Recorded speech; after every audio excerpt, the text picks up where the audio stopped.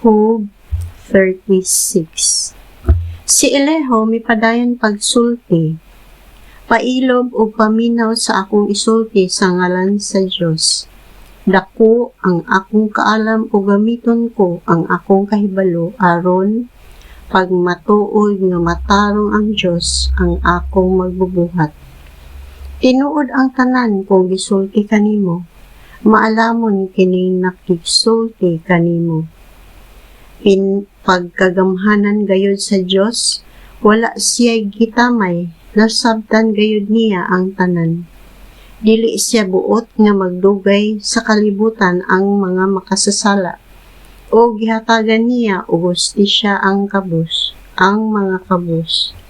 Gipanalipdan niya ang mga matarong, paharion niya sila o pasidunggan hangtod sa kahangturan. Apan kun ang mga tao gikadinahan o gipaantos tungod sa ilang nahimo, pailhon sila sa Dios sa ilang sala o sa ilang pagkagarbuso. Pasidad-an niya sila aron molikay sila sa dautan. Kung mutuman o mualagad sila sa Dios, magpuyo silang malinawon o mauswagon. Apan kung dili sila magmasinugtanon, mga matay sila nga walay hibang kaagan. Kanunay masuko, kadtong wala mutuo sa Dios, o bisan pagsilutan sila, dili gayud sila magpakitabang. Mga matay sila nga batan-on pa, nangaugtas sa ilang makauulaw kinabuhi.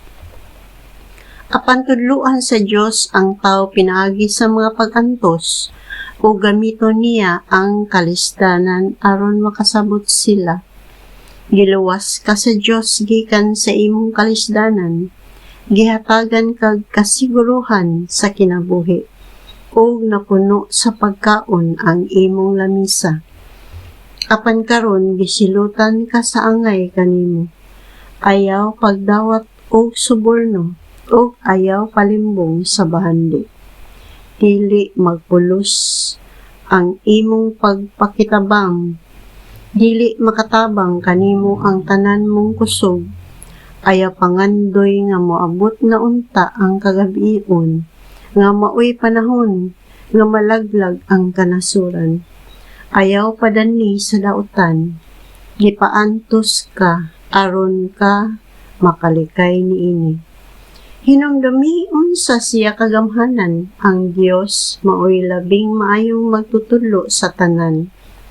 Walay makabuot sa Dios kung unsay iyang buhaton, o may makaingon nga siya nagbuhat og sayo. Gidayeg kanunay ang Dios tungod sa iyang buhat, busa dayga siya kanunay. Ang tanan nakakita sa iyang nahimo, apan walay makatugkad niini.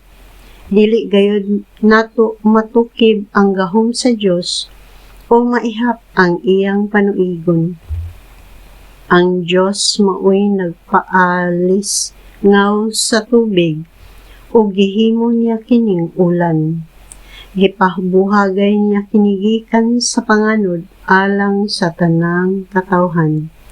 Walay nasayod sa linihukan sa panganod o sa dinahunog nga dalugdog. Gipakitaan niya ang langit apan, gipakilatan niya ang langit apan nagpabiling ngit-ngit ang kahiladman sa dagat. Ingon niini ang pagsangkap sa Dios sa katawhan. Gihatagan niya sila sa pagkaon, sa madagayaon gayud. Hakon niya ang kilat o suguon kini sa pag-igo gayod sa tumong niini. Ang dalugdog mo'y timailhan sa umaabot nga bagyo. O naasayo diini ang kahayupan. Ang bagyo nakapakusog sa pitik sa akong kasing-kasing.